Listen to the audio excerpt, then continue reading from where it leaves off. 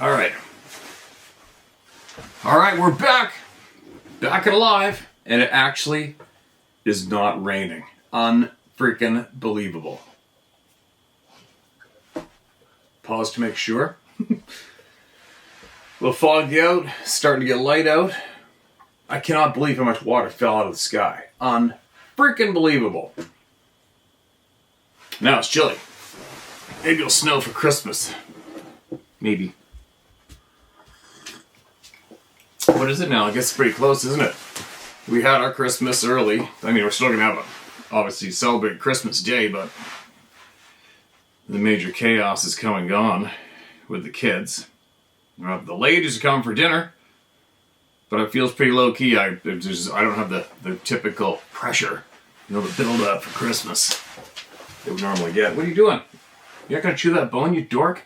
Look at this thing. Here. Yeah. Tell you what, this dog is more spoiled than by the day. Maybe it's too cold, pulled out of the freezer. Now, my laptop issue has really been putting a screw in what I want to be doing right now. I could be doing my email thing to get all the emails out of that account and saved. I can't do shit, and I had to pull one of these old nasty, what is this thing? I don't know what the hell this is. Old laptop that I bought 2 years ago, or 3.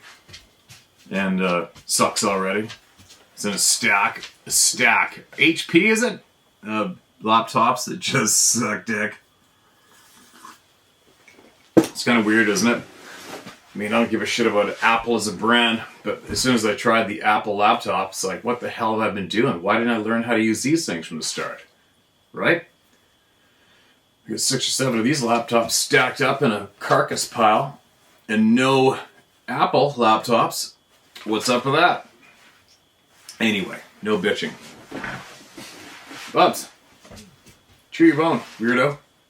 You going out? Alright, hold on a minute. Here you go. Go shoot the shop. Get out of here. Go on. Go on. Oh my god, make up your mind. Holy cow. Typically she loves to get her fresh bone out of the freezer, hit my feet and chew on the bone. Now she's just standing there looking at me, looking out the sliding glass window with her bone in her mouth. The door's open, whatever. Do what you want. Door's open. There she goes. Alright. I'm closing the door. Tell you what. There we go. Keep what heat I got in here.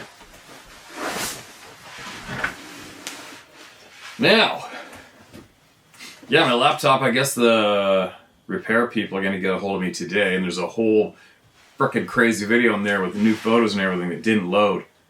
I'm not going to redo that video. So hopefully they let me know I can have it today or tomorrow or whatever. Now, sometimes when I'm thinking by myself, which is a lot most of the time, I think of some topics or some things I want to say to people or friends or whatever. And there's things I say to myself to stay alive when I'm a solo in the woods. And I feel I'm confident enough I can look ahead and see if there's any danger. My gut tells me if there's anything spiritually or physically threatening. My gut is totally in tune with me. But then there's our enemies, which are ourselves, for doing stupid shit. And what I tell myself all the time when I'm doing something, whether it's snow and ice, mountains, potentially being cold, wet, slipping, falling, breaking something, not being able to get out of the woods, and freezing to death before somebody comes and finds me, I always tell myself, and I recognize that potential, is you haven't screwed up yet. You know what I mean? How many times do we screw up in life? Have an accident, whatever, and every single time, you know what I'm talking about, you look back and go, oh my god, just please, could you just please let me go back in time. Just once, please. Right? And I'm very aware of that. So I always tell myself, you haven't screwed up yet. Right? And that keeps me in line when I'm solo doing shit, especially on the water. by myself, if I'm offshore, we're doing whatever, in the mountains, driving. I always tell myself that all the time. I'm still not in that position where I'm begging to go back in time. I haven't screwed up. I'm okay. Think. I do that all the time. Thought I'd pass that on. Because we've all been there. We all have a moment in life where we just wish we could go back in time, and please could just go back a couple hours or a day or whatever. What else? Yeah, I'm starting this off with a couple babbles. Why not? I don't think there'd be too many people here anyway. It is getting really close to Christmas. What is it? It's the 23rd. Panic stations for everyone, right? I don't think too many people are going to have time to be here, but I'm sure there's a bunch anyway. But one question, I have an honest question for as many people as I can get to answer. I guess answer in the comment section below if you feel like it. Is, and what motivated me to ask everybody this was this morning, and I wake up, I don't know what time I get up, normally 5 o'clock or something. And then have a coffee inside, go through my emails, grab a bunch, save them in the notes, and sometimes I will catch a video title or something somewhere, catch my eye, and I'll listen to it for a minute. There's a couple guys talking, I don't even know who they are, haven't a clue who they are. I guess they're somebody's, they got a shit pile of followers. And this guy's talking about his government connections in Europe, and when he was in Europe, and when he was here, when he was there, and he's talking about getting ready for the big crunch is coming no matter what. It's biblical as well. There's nothing but global chaos going down. Here's the signs, and I'm listening to these guys. And he's doing the same old shit, which a lot of people have talked about for the past year. You know, hoard some gold, get some silver, get food, get canning devices, save up your fuel, get ready. One of those videos, right? And do I take that as valid? At this stage of the game, it just might be. Is mainstream or any government going to issue those warnings early for the people? Not a freaking chance. That would be funnier than any comedy show. Not a chance. People are government because they love the power. That's it. They have absolute no concern about us. That's not even an argument. It's not even a debate. So it's up to us to rely on each other to do the right moves for us, for our future and our communities, our homes. Right? So, my question is, and try to be honest with yourself, where is your gut pushing you naturally? Meaning a natural feeling, not being motivated in any way from any mainstream news, from any social media channel like mine or any other ones. If you are honestly in tune with what's right or wrong for every move you make, hopefully, well, a lot of moves you make, where's your gut leading you? Where is your intuition pushing you right now when it comes to next month, next 6 months, next year, whatever? Is there anybody who's having an honest, alarming gut feeling of your immediate future? And I'm not talking about shit. No topics, no election, no inauguration, no wars, no value of your dollar, no political, nothing. I mean, an honest, you're in your backyard, in the middle of the woods, whatever, I don't give a shit. You just be just your honest feeling. If you can just clear everything, clear your brain right off. And I am curious to know what your instincts, which direction they're pushing you currently. No worries? Everything's cool?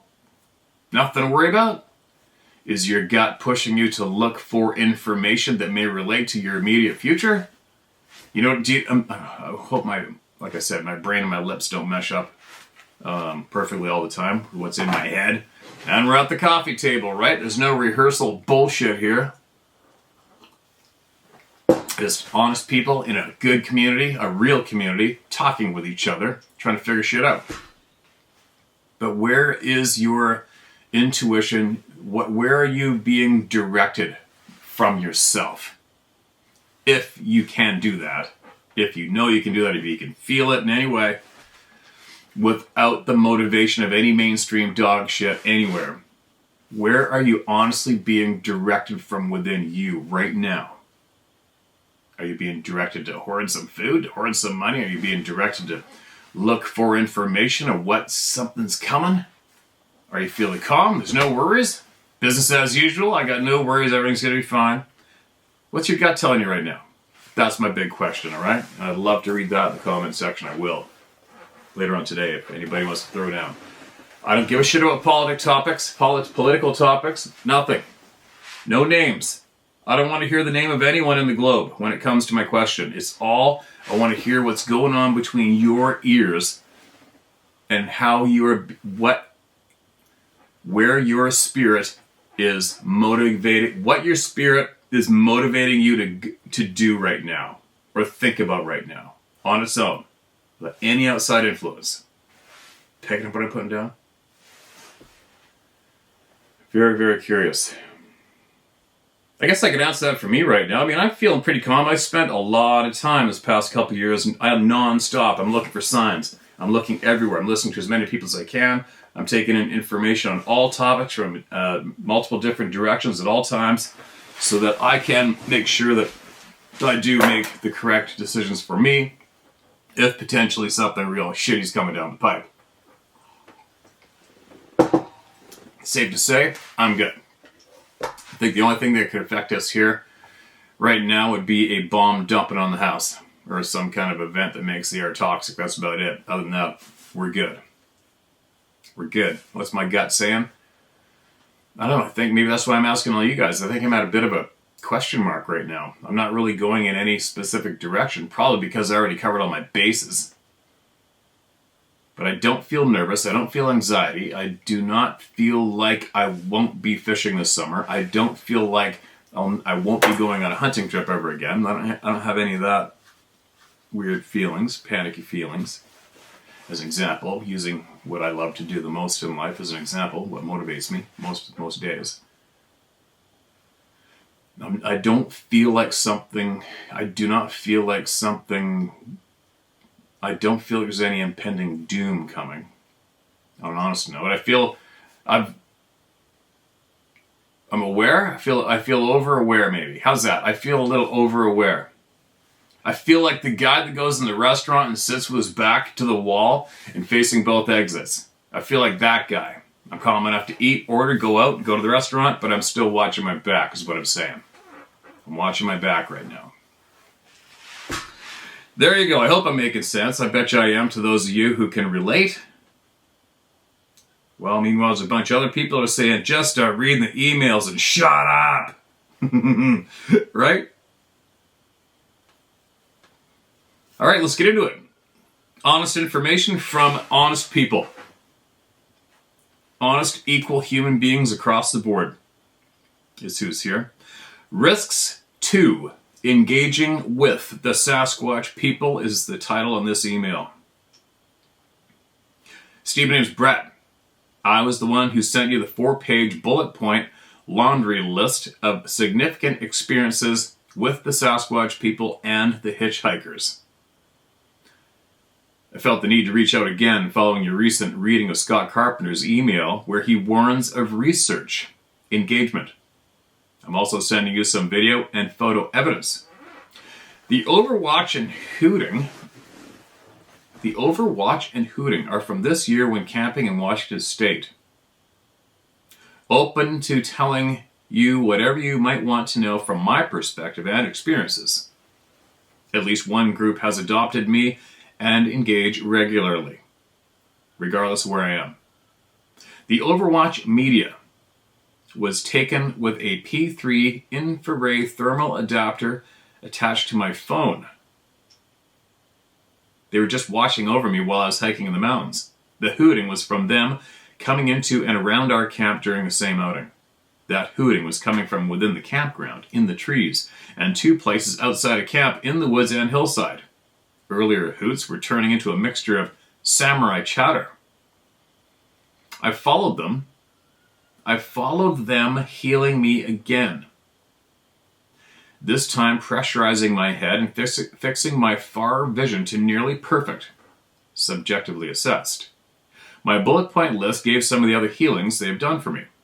The problem is that their heavy interaction does something that attracts the hitchhikers. dogmen, small cryptids, succubus cryptids. The night after they healed my vision, I was laying in bed in my trailer and heard a tin warbling sound outside. I surmised that it was some portal being used. Minutes later, I heard it jump on the roof of my trailer. It scattered small rocks and debris when it did so. I could hear it hit and rattle. The thing sounded like the size of a possum. It then called my name within the trailer. I eventually fell back asleep, and 2 hours later was given a 4K dream where I was walking with a large group of people in one direction on a Italian-style courtyard, when all of a sudden a naked woman came rushing through the crowd at me. I began backing up in my dream, saying, "In Jesus' name, get away from me." As she got closer, a woman in the crowd got a half Nelson on her, and someone else grabbed her arm. But she was still making her way toward me. It was then that I woke, still saying, "In Jesus' name, get away." And I could see a form of something like gray bones on the ceiling.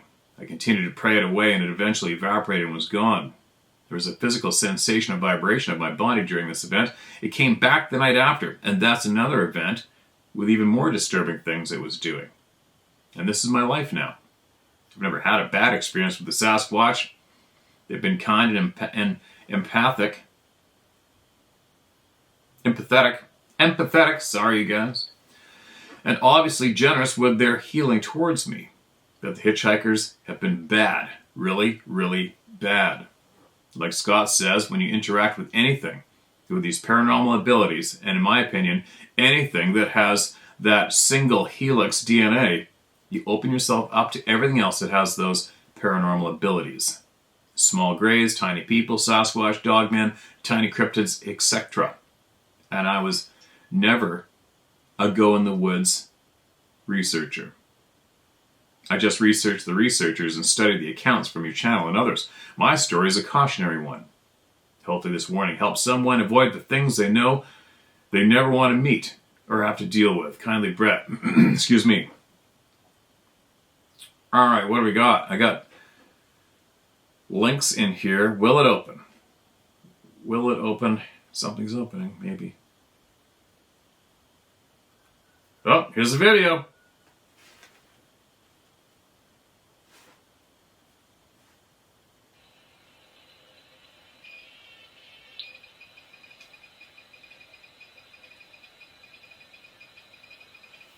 I don't know, man. That's a toughie, you know? What are we doing here? Why isn't this going full screen? I don't know what. It's going to be real hard for me to put this video into a, shit, see what I mean? This is, hold on a minute.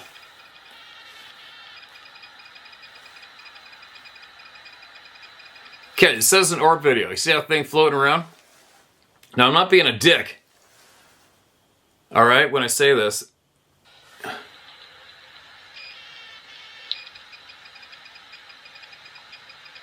In and out of focus, that could be anything. Right? And just to call it an orb, hold on a minute. From what we've had described to us as orbs, a bright white light, bluish white, red, whatever, right? Floating through the woods, going behind tree to tree, coming at us. That's a vivid, clear observation of what's typically called an orb. That could be anything. Mosquito, out of focus, anything. Am I being a dick? No, I'm not. I'm just saying what I'm seeing, right? And what the possibilities are. I have had hundreds of trail cameras over the years. And if you feel that may be an orb, all right, maybe there's something I'm not seeing. Do I feel it's an orb? No. No big deal though, right? We're all at the coffee table together.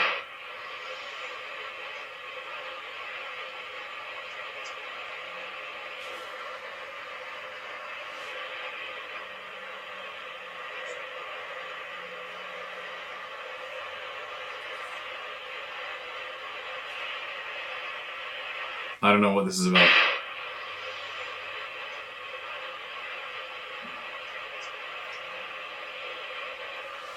Next video is of a house. I guess one of those security video cameras.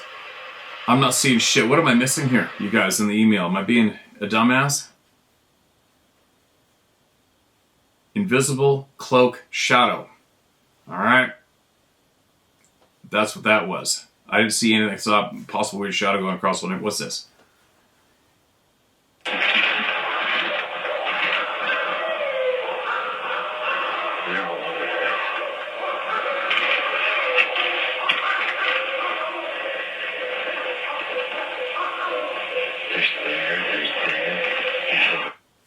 Okay, listen to this.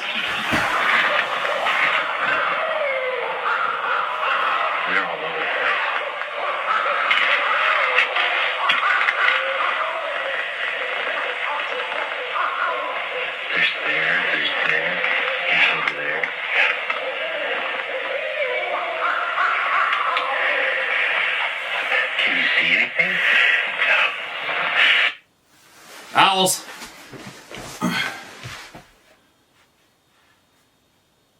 If you asked me what my honest opinion what those sounds were, those are owls. Unless there's anything I miss in there, let me know in the comment section below, alright? And there you go. Shared, my man. Shared. Alright, a little pause there. I just got a text from the computer repair guy and he said it's going to cost, what did he just say here?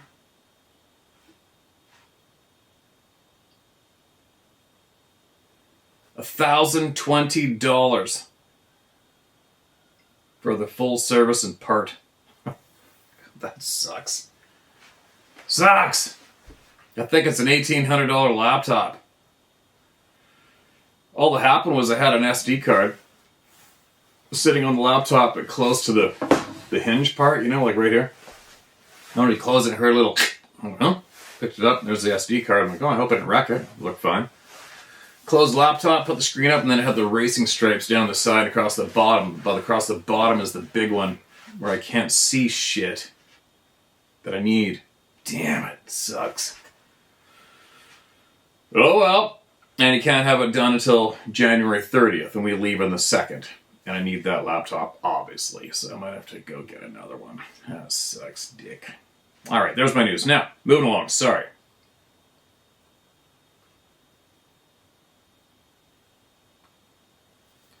Moving along. A little bit of a slow go on the emails here. Hey, you guys. Oh, well, whatever. There's nothing but time here today. This is titled, Just Want to Say Thanks. From Paul. Cody. Cote? Hi, Steve. Just want to say thank you.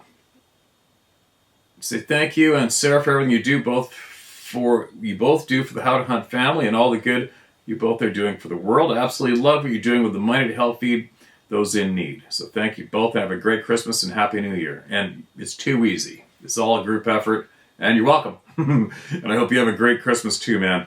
Appreciate that kind email. Kind words. We always got time for kind words. Huh? Don't know what that is about. Hold on a minute. Where are we? Where are we here?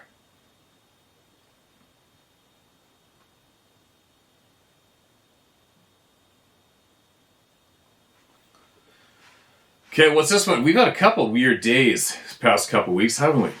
I guess every day is a weird day. This one's titled The Rules. Darwinists will not like any of this. From the Owlman. Holy shit, we got one from the Owlman. Haven't heard from the Owlman in a while, have we? Here we go. Let's get into it. It's a lengthy one. Usually very informative. Steve, I thought I would drop you another email that may prove helpful to understanding some of the questions you have about the Sabe. I'll try to keep this simple and to the point for brevity's sake. I also decided to call myself an expert, since many who listen choose to call me such. I am the world's foremost expert on the experiences of my own life. Me too. I also want to thank you for making the public aware of the dark people who seem to control our lives from the shadows. Your personal rants do not fall on deaf ears. All right, man. Thanks. Appreciate the kind words, man. One of the reasons I listen to your YouTube channel so intently is I am looking for validation from others' experiences. You recently read an email from a man who once hunted a farmer's property along Upper Mississippi River in the state of Iowa. In that email, the writer mentioned a farmer who noticed the sabe seemed to appear in March and left in October. This seems to be the case in my experience as well. I have mentioned previously that they don't migrate as we think of migration, but some of them do seem to leave in October and return in March, simply because some don't like winter where they live. In human culture, we refer to that as being snowbirds. It's the same concept with them. Some just find winter in various places too harsh for their liking. As a whole, they don't do this, but enough of them do show a pattern. The other thing about this seems to have to do with the amount of foliage for cover. In March, it's about to awaken, and in October, the leaves are going to fall quickly. I know they are more willing to draw closer to look at you with dense foliage for cover. So in the months with less cover, they try to keep a lower profile. Even where I live, I can get them to come extremely close to me at the height of summer, but forget it when there is no foliage. Another thing about this viewer's story is the sabe seemed to eat the corn in the fields, but ignored the soybeans. I remember a conversation with one specific clan leader who asked if the plants in the field across from his forest were edible. I told him we called them soybeans, and yes, for us they are edible. Apparently they refused to eat them because they never recognized them as potential food source. I don't know if they decided to exploit that or not. Is this validation through the story of this farmer's experience with his crops? Possibly. Quick question. Is there Roundup being sprayed on those things? Now you have mentioned the rules. I know this seems a bit perplexing. I will try to explain what I know about this the best I can. Some of this I have mentioned here before, so forgive me for the duplicity. Regardless of what some may think, the Sabe are a people group unto themselves. They have language. And when you have language, you have culture. And where you have culture, you have a belief system. This is what makes them human by our own definition. And sorry to say this, but for our own standards, this makes them human. When you have language as we use language, you're going to end up with cultural norms and mores. Then you will have a belief system to go with that. The Sabe are flesh and blood. They bleed, eat, drink, and make babies. They're not spirits. Some think they're demons. Demons do not have flesh. Demons are what is biblically known as unclean spirits. Too many Christians have a Western medieval biblical world view of the spirit world. I could go into greater detail on this, but I'll let my detractors fight amongst themselves after hearing this instead of expounding on it.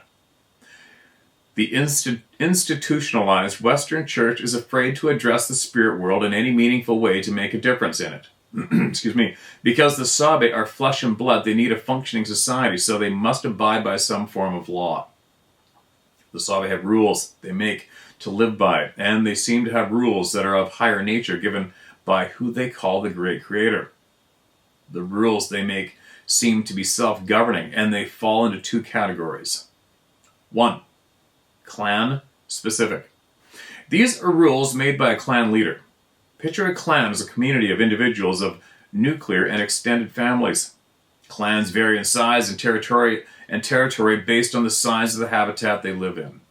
You can have large clans that cover an extensive area and smaller clans that cover an extensive area based on available natural resources. Clan rules vary from clan to clan, and they may or may not be the same. For example, one clan may allow interaction with humans if the humans have been considered trustworthy. Another may flat out forbid it no matter what. I have discovered these two clan rules to be pretty much the norm, and human Sabe interaction may have many layers to it involving what one can or cannot do. I have a relationship with two distinct clans and one isolated family group. The isolated family group is the most forthcoming group when it comes to communicating via mindspeak and the dissemination of knowledge. They're also the ones who seem to not have any problem asking questions about our people. And believe it or not, they are very curious about how we live, and despite observing us from a distance, they have things they do not understand. Like watching our children disappear on buses and returning home later. Or why do we use dogs to hunt with us? Seeing us through their eyes would give you an understanding into their mindset as far as the other two clans. One is very friendly and inviting, but we're not always so. It took 3 years to prove that I pose no threat. The other clan is a bit intimidating. The clan leader seems to carry authority and local notoriety, and you need to approach him as such. Imagine a homesteader 200 years ago meeting the leader of a First Nations people whose land you just built a home on. That is the energy one can compare him to. I tell you these things because people need to know you are dealing with various individuals and all the complexity that goes with it. Number 2, societal rules. The rules that govern them as a society are handed down by the governing body of 13 individuals. I suspect these are worldwide rules. I have no idea where the governing body resides or is located. I do know that 12 of these individuals are what we would call regional chieftains. A chieftain would be our version of what we in the States would call a governor. The rules from this governing council are a mixture of moral and... Oh, there's a deer outside the window. Oh. Sorry. All sorts of shit walks by right here while I'm facing the camera. Sorry. The rules from this governing council are a mixture of moral and ethical and behavioral for the greater good of their people. For example, it is forbidden for the Sabe to murder or physically harm each other and humans. It is forbidden to be seen and heard. They are also not supposed to steal from each other or from us. There's some rules being broken there quite commonly. Let's just say a Sabe gets into a fight with his brother and it gets out of hand and one kills the other. That Sabe will have to go before his regional chieftain for judgment. If the matter becomes more difficult to decide, he will have to face the council of 13, and they will pass judgment and sentencing. From my understanding, this council only involves itself in weighty matters that affect their people as a whole. They seem to be aware of the more complex issues involving our society as a whole. How, I do not know. I suspect that our people have some governmental agency in contact with them, which would not surprise me considering our governing bodies have their nasty, dirty hands in all sorts of secret things. Now I know what you're thinking. Wait, we know they steal from us. We see and hear them all the time. This is truth. Sort of. They are not infallible. They do their best not to be seen or heard. When they are seen or heard, one may present a justifiable reason. As far as stealing, they will often leave something in return for the item to barter, so to speak. Their idea of equal value of something is not the same. If they take fruit from a tree, they are supposed to leave some, not strip it bare. They tend to honor what's called reciprocity.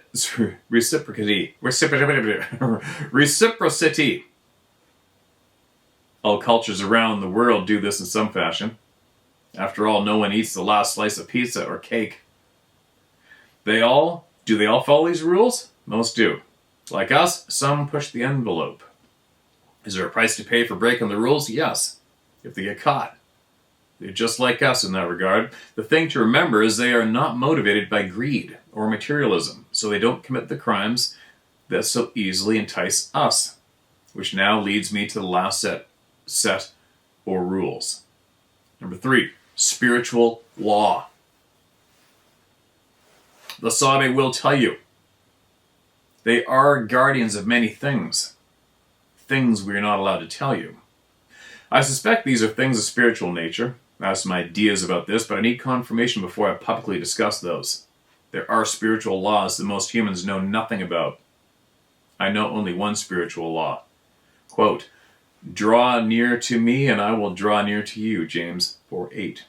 This spiritual law applies to any being that has been given instructions by the Creator himself. It is something he instituted. The angelic fallen, and otherwise known this, unclean spirits know this. The angelic, fallen, and otherwise know this. Unclean spirits know this. And it seems that the Sabe know this, and other sentient non-human biologics do too.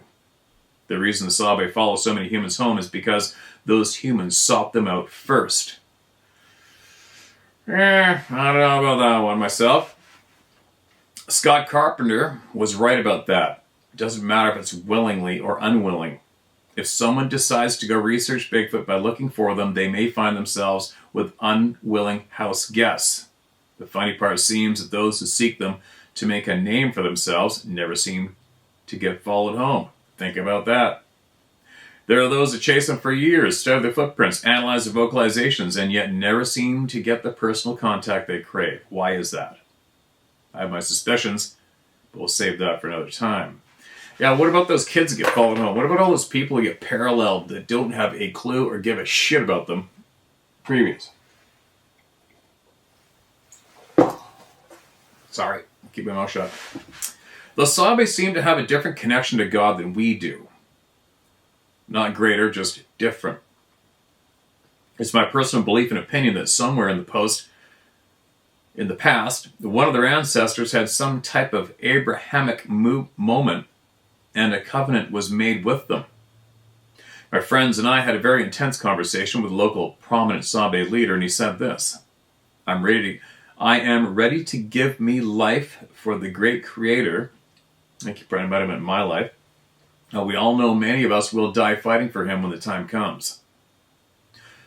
I also recall an individual telling my niece and myself this, quote, I do not like your people, but it is my job to protect you, end quote. So it appears they've been given some type of mandate and job to do till they are given permission to, quote, pop off heads, end quote, as you recently mentioned. This may terrify some people. People are terrified anyway. Those with a good understanding of eschatology, eschatology, will understand. I need to discuss things of this nature with them in the future. If they are willing to speak about those matters, I will inform you. My critics will scream about all this, but as I have said, it is my personal opinion. I cannot prove or disprove these ideas. I suspect such things based on conversations the Sabe have indirectly spoken of, and I have been slowly researching. Unlike Scott Carpenter, I don't not think the Sabe are malevolent any more than we are. Nor do I see them more prone to malevolent forces as we obviously are. We as people seem to be easily swayed into horrible things based on our love for money and pleasure. The Sabe have none of this. When they get angry and pissed off, it always has something to do with us, either indirectly or personally. Not because they inherently hate us. Like us, they can learn to hate others based on their personal experiences, observations, and hearsay. This is why I tell others to represent the best of humanity when in their environment. Don't throw your trash around and be stupid. They see a lot of horrible human behaviors in their places, especially close to urban environments. Sorry, Steve. Urban woodlands are not natural wonderlands. They tend to be hotbeds for stupid human activity. I have one place where the Sabe are pissed off because some of our teenagers think it's funny to drag race and burn rubber in the middle of the night. They hate the smell, the noise, and the disruption of the peace. Imagine dealing with that several nights out of the week. You have to explain to them that these are some of our rebellious young people, and that kind of softens their tone because they understand the folly of youth. The reason I bring all this up is Scott Carpenter was the first one to tell the public that rebuking them in the name of Jesus' name will keep them off your property. It is true, only to a point. The reason it works is because they respect the name. Demons and fallen angels obey out of fear. They are spirits that dwell in the spirit realm. The Sabe are flesh, and even though they can move through dimensions, they can't go to the heavenly realm any more than you or I. It is said that angels respect boundaries. The demonic and fallen angels do not. The reason the Sabe don't pop off our heads is they respect this boundary. They can kill us and each other. I've encountered one who has murdered his own. And trust me, it does happen. They can get angry just like we do, and can choose to do harm, even if someone rebukes them in Jesus' name. They have been given human free will like us. The reason I say this is because too many people think this rebuking thing is the game ending. It is not. They are not demons. The appearance of non-harassment is not proof they are demons. It is their reverence for the great Creator that makes them obedient. Some will discover that rebuking them in the name of Jesus will not always work. Scott Carpenter discovered this, and he was perplexed by this. I call rebuking in Jesus' name the nuclear option. I found the Sabi to be reasonable if you approach them with respect. Save the rebuking if you can't reason with them. If that doesn't work, move. I know this may sound strange, but they usually have spiritual legal authority in the places they have occupied for generations, despite not being granted a deed and a tax ID number. Test me on this. I challenge anyone to drive them out of the places they have lived for eons by rebuking them. It'll not work. I wonder why we got a lot of rural properties, family ranches, homes, communities where nothing's ever happened ever before in 3 or 4 generations, and all of a sudden, boom, there they are. What about that going down? Just quick little injection from me during our chat session, I call it. You often say they could take us out without us ever knowing it. It was coming. Sorry. You often say they could take us out without us ever knowing it was coming, and that's true. The reason they don't is they just choose not to. As strange as it sounds, they are more honorable than we are. I have no other way of describing it. It's not that they are so full of love, it's more about duty, honor, and respect to the Creator of all things. None of them are atheists, nor do they question the authority. I have said it before, dealing with them is more like dealing with the Klingons from Star Trek Next Generation. Laugh if you want, I can't find a better analogy. Sounds like it fits to me. I'll leave you with this. They seem to have an Old Testament type justice system. They don't play around with foolishness like we do, or have lawyers with loopholes and bullshit. Things are pretty much black and white with them. They generally resolve conflict amongst themselves peacefully. But I know they can resort to physical conflicts, but they don't result in wars like we engage in.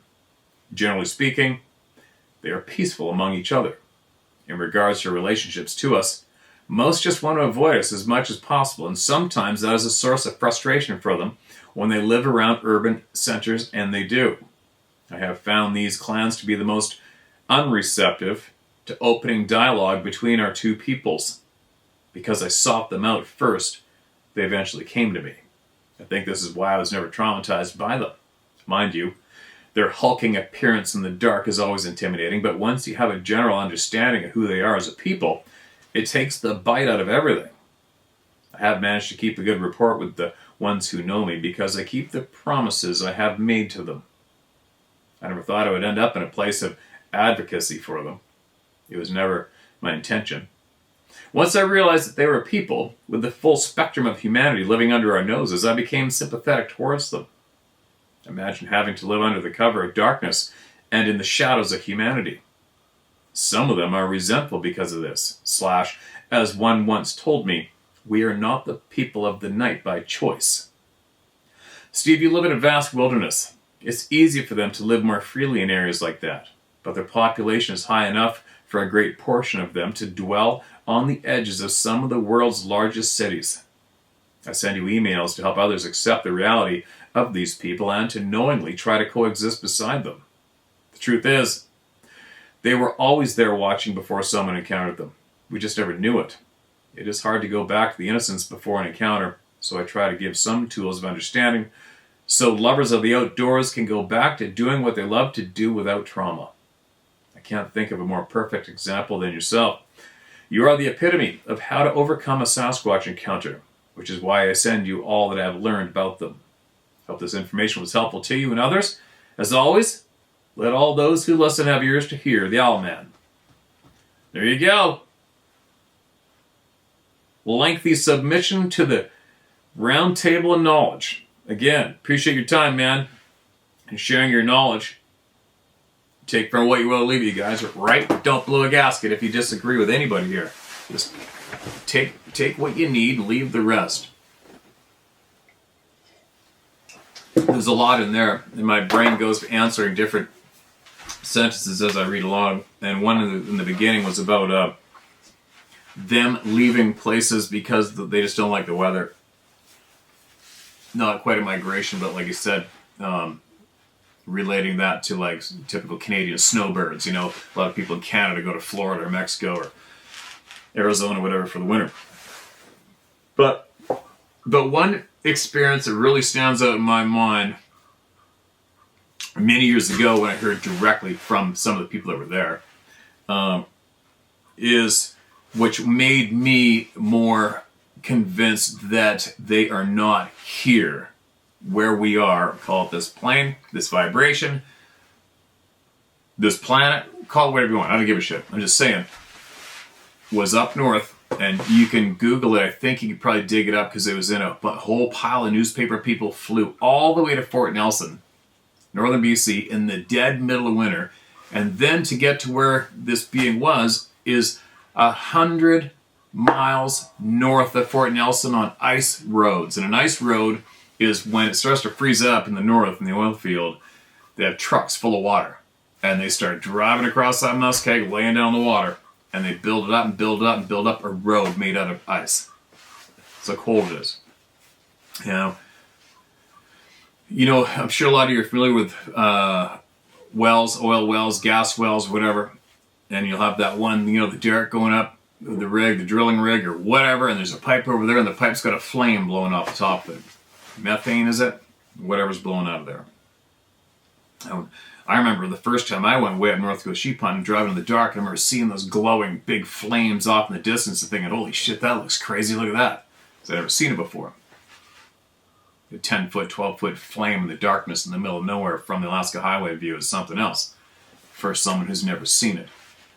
Anyway, these guys are, two guys are on the lease, and the lease is a big, round, typically round or square area of land that was built up to have your gas plant, your oil rig, whatever it is, whatever they're doing, in the middle of it. That's what the lease is. And it's typically an old remote road going through the middle of nowhere to get to each one. So it's not next to camp or a pile of people. It's very isolated in the middle of nowhere, right? Now we're talking, it's probably minus 30. It's typically, when I went and worked in the pipeline 2 winters in a row up there, it was so freaking cold, it was absolutely stupid. It was so cold, when you get back to camp at the end of your 12-hour day, I have my own room in this trailer across the main driveway from the cook shack. And I would go in there, get all my layers of gear off, put on a pair of jeans, my jacket, and it would take me about 10 seconds, 15 seconds, whatever, to go across the camp parking area to get in the cook shack. And by the time you get in that door, you're literally trying to keep your denim from your jeans away from the skin on your legs because it's burning. It's so cold. Okay? And that's what I'm trying to get across to you guys, the temperature. And why this is one of the examples of why I feel I am absolutely convinced that they are not here full time. So, let's say you're a flesh and blood being, right? Uh-oh, it's getting too cold. We know it's getting too cold. And it's time to head our asses out of here. All right. Now, when these guys were on I think it was an oil rig. These guys were there. This huge 12-foot tall, hair-covered, naked, human-like being was walking around the lease, looking at them. Scared the living piss out of them. They climbed up as high as they could, and they're stuck up there, watching this thing below them. They said to walk around, squat down, and just sit there and stare at him. Get up, walk around another angle, and stare at him. Like the look on his face was like this. Holy shit. What are you guys, and what is this, and what's going on here? This is amazing. Said nobody that's lived there for years. You're 12 feet tall. You weren't born yesterday. Right? And that made me go, huh? I'm pretty sure at nighttime you can see these flames for miles in any direction. Probably pretty easy to avoid them. It's probably no surprise there's humans right next to those flames. What's a surprise? Why are you so surprised? Why are you in awe and amazed at seeing this? When you're in the heart of it, you're 12 feet tall, you're not a newborn. You must have seen this shit before, especially on your way to get to where you are physically right now, with your bare feet in this minus 30 to minus 40, even worse weather. That, for me, it's like, hold on a minute. Something's not meshing up here. Right? Now we're talking January, February. Huh. Well, where were you when the rest of your, quote, flesh and blood relatives decided to go hike on down to Florida? Or whatever, right? You know what I'm saying? I'm trying to, you know what I'm saying. You know what I'm saying. So the flesh and blood thing. And not being somewhere because they don't like the harsh weather. Trying to find food sources. There's just, it's easy to hear, easy to envision. But when we have all the other crazy ass shit going on, there's something very, very big, wondrous, unexplainable, so hard for us simple humans to wrap our noodles around going on. Right? Beyond all the explanations, all the experiences we can have with these people to this point of the game, there's still a huge gap. A freaking huge gap that we just can't seem to confirm. With all absolute no doubt confirm, you know? I mean, some experiences I've had. You know, the arrow.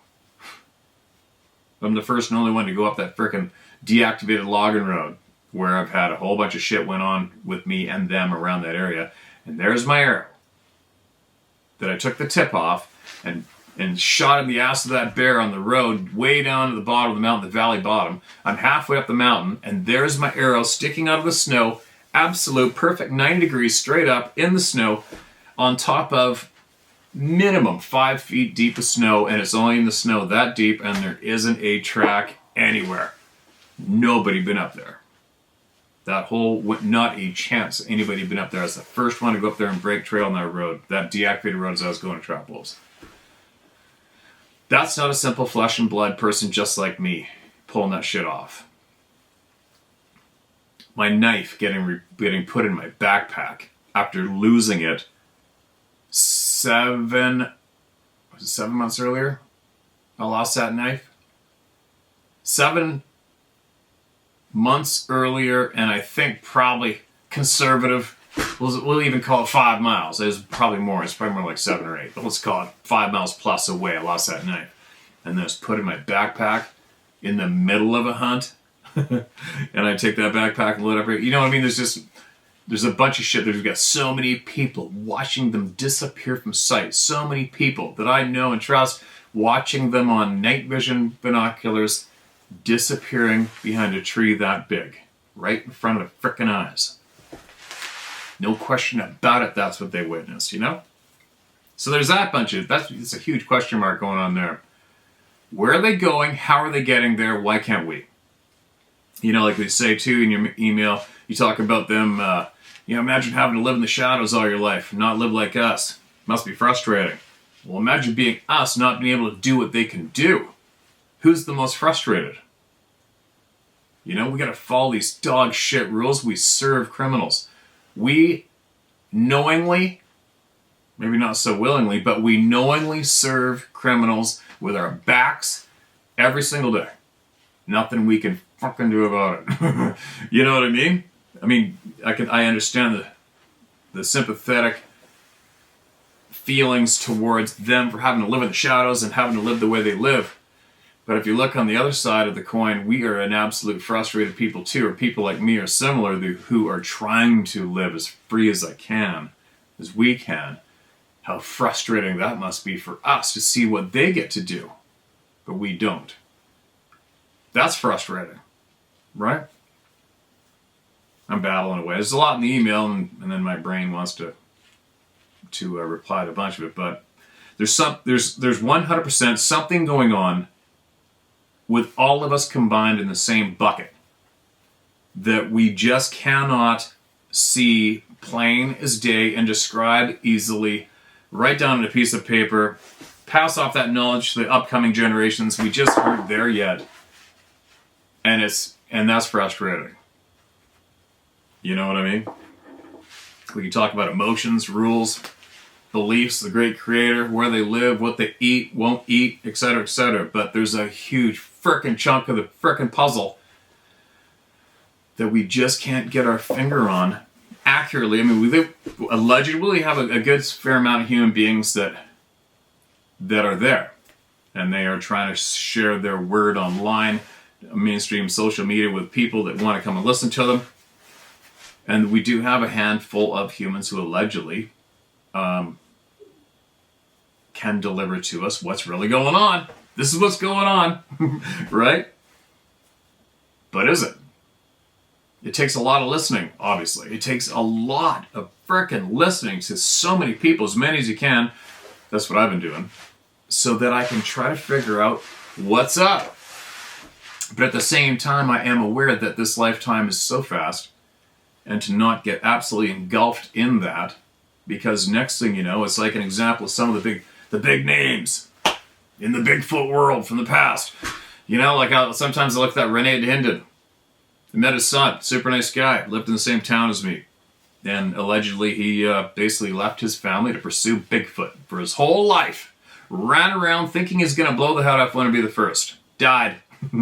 Died, never saw one, never got one. Lost his whole life to that, you know? Anyway, sorry I'm babbling. That's why I try to encourage people to make sure you do what you love to do above all. Make sure you do what you love to do, right? Because that's what we're here to do. We're running out of time every single day, every single one of us. No matter what you think, you're running out of time. So it's tough to choose your battles in a way, especially for me, because I want to know as much as I can. I want to learn as much as I can, and I want to help people as much as I can. But at the same time, I know this lifetime is slipping away, and I want to do what I love to do at the same time. So what's the right, correct direction to go with this short lifetime we've been given? Do you know what I mean? Do we spend this much time worrying about shit we can't control? And that time we could have spent doing crazy absolute shit that just creates love and fulfillment and enjoyment? How much time do we waste on various topics, and is it the right thing to do? So many questions. And the coffee's good today, huh? Anyway. Absolutely appreciate your time. One question, here's one question for me. If we could get an answer, would be one question. I come up with about 50,000. But if I'm talking to somebody who speaks fluently back and forth with these people, how long do they live? What happens to their flesh, their bones when they die? What happens to them? You know, I got Rich Jermeau. Have a huge amount of respect for Rich. He's seen one of these people face to face, a very large pissed off male that was basically telling him to quit doing what he's doing. Thought he was going to die. And he said to me he doesn't believe for a second that their bodies stay here after they die. Doesn't believe for a second. So there you go. There's a question. How's that for a question? If you would, one day, let us know what happens to their bodies when they die. How long do they live, and what do they do with their dead? And then you've got I'm sure a family unit could probably make the body disappear quite easily. But what about those rogue ones that are by themselves? Everybody's pissed off at them because they broke the rules. Whatever, you got a rogue one ripping around by himself. Uh-oh, he did it. What happens to it? Where does his body go? You know what I mean? That's a question I got. How will they live? Where do they go when they die? What happens to them? And about 100,000 other questions, right? Anyways, again, appreciate you, man. Appreciate your time. Email us back again when you get time. If you feel motivated, give it. We're here. Here. Wide ears. What do we got here? I'm probably running out of time. I got a lot to do today. Holy shit. I never time it either. Is that funny? I never set a timer.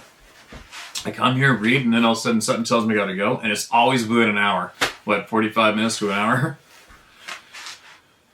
This is the title, Seeking Truth. Hi, Steve. I've been a long-time viewer of your channel. I'm a big fan. You've actually read a couple of my emails regarding Sasquatch experiences while mountain biking. Much like you, I despise the gatekeepers who get paid to lie to us about, well, absolutely everything. I watched a video recently about the process one goes through while seeking and finding truth. I hate being lied to. And I hate liars. They tend to be subpar beings who believe the rest of us are stupid, perhaps even too stupid to see through their lies. To the point, by 2016 I'd had enough encounters while mountain biking to know Sasquatch is real, that a bunch of them lived at least part of the year about 3 miles from my house. Also that year, in about April I think, and here it comes, I started hearing about flat earth. Because of how I'm wired, I guess, I didn't immediately dismiss those fools as being ignorant numbskulls. I thought, why the F would they believe that? So for about 6 months I read books from the late 1800s on the topic. I watched every video I could find on the topic, both for and against, for hours every day. I drove to Colorado that summer and spent a week by myself in a log cabin in the Pike National Forest. My first trip to that cabin was in 1974, followed by dozens of trips up there after that, including honeymooning up there in 1998. Not once did any of us, on any of those trips, ever even mention Sasquatch. But in June of 2016, in the middle of my first night there, with the bedroom window wide open, there was this blood-curdling scream/roar that lasted way too long to be human. I couldn't tell if the creature was 200 yards away or 100 feet away. But I bolted for that window and closed and latched it immediately. I stayed the week and had no other strange occurrences during that time, but the day I got back home in California, one of the first videos to pop up on my YouTube feed was a story from a Colorado Springs news station about a Bigfoot sighting near Bailey, where I'd been staying that week. Also, by the time I got home after months of research, I realized that our realm is demonstrably flat and motionless. Not only that, but literally nothing about the heliocentric spinning ball model actually stands up to scrutiny. If you lived on a ball, Steve, you'd see curvature from your boat on the ocean. The spin would be horrific to deal with, too. 1,000 miles an hour at the equator is 3 times faster than a top-fueled dragster or funny car. And yet we all saw the globe models on our kindergarten teachers' desks. The point here is that the psychopathic scumbags who lie to us about Bigfoot and all the rest are the same ones lying to us about the true nature of our realm. It's the same crew. And it's the same agenda. Keep up the good fight, Steve. The truth is only dangerous to those who would seek to control it. And there you go. Welcome to the club. Flat Earth, that's no surprise. I mean, I've shared my views on that myself, and that kind of relates back to where are you gonna put a lot of your time, right? We're running out of time. Do I have time personally for the flat Earth topic? Nope, I don't. It's working. It's obviously worked for a long time, whatever shape it is. It's been working for a long time. The sky's beautiful. The forests are unbelievable. The Rocky Mountains and others are absolutely stunning. The game that runs around is exciting and delicious. But it's absolutely, if I was told, okay, confirmed tomorrow, Steve, guess what? Here's proof the Earth's flat. Oh, wow, holy shit, they're right. Okay, cool. Moving along. That's just me, all right? That's just me. Now, shit, I'm having a blank. I was going to say something else pertaining to your email. Damn it. Whoops. All right. I'm sure that's enough to keep everybody chatting their faces off. I asked a question at the beginning of this session, and hopefully a bunch of people will answer my question in an honest form without mentioning political names, mainstream news, any dog shit. Just what is your natural intuition? What direction are you being pushed right now? Is the hair on your neck standing up? Are you feeling anxiety? Are you feeling something's coming? Are you calm? All good? Business as usual? Nothing to worry about? Where are you being naturally directed by your spirit? Okay? I want to hear from all those who may be in touch clearly with themselves to answer that one. And there we go. What a babble fest. I'm going to get ripping. Oh, I don't even know if there's any left, but we have those youth hats she got in. There's only 5, I think she said, with the logo off the side, and then all the rest are in the center. 50 or 75, I think she had, and that's it. They are in the store. She's still waiting on her toques and a bunch of other shit with the new frickin' logo she has. But I think because of our mail strike, that's a little ways off. Share my story, howtohunt.com. Get me your truth, all right? And quit being scared. You're dying. You're going to be dead, right? I'm going to be dead. Real quick, like. Doesn't seem quick for a lot of our lives, but it's coming quick. So, quit being scared of shit. Don't be scared of anybody or anything, all right? Help your neighbor. Find the missing children. Feed someone that's hungry. All right? And I will be back tomorrow. And I will be live on here December 25th. What time? I don't know. Who knows? Probably, I might go live on here at 9 in the morning Pacific time, maybe. Somewhere around there. We're going to hang out and bullshit for as long as we can. For all those who think they're alone. Because guess what? You're not. All right? You're not alone. Not here. See you tomorrow.